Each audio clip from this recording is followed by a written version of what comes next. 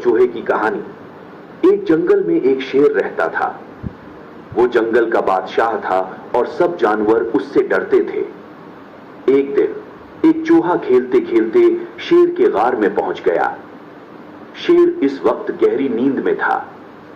चूहा बेखबरी में शेर के जिस्म पर चढ़ गया।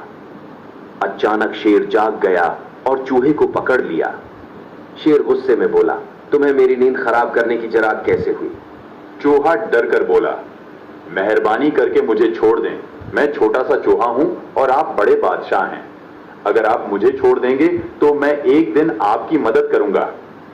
शेर हंसकर बोला, तुम छोटा सा चूहा मेरी मदद कैसे कर सकते हो?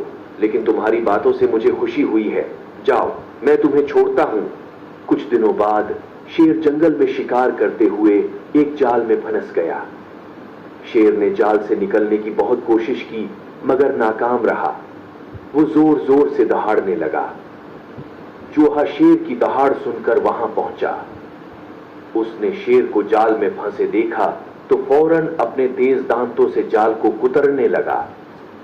थोड़ी देर बाद शेर जाल से आजाद हो गया।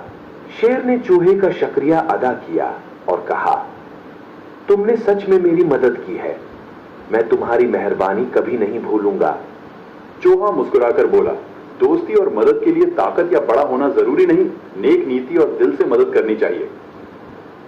इस दिन के बाद शेर और चौहा अच्छे दोस्त बन गए और जंगल में खुशी खुशी रहने लगे।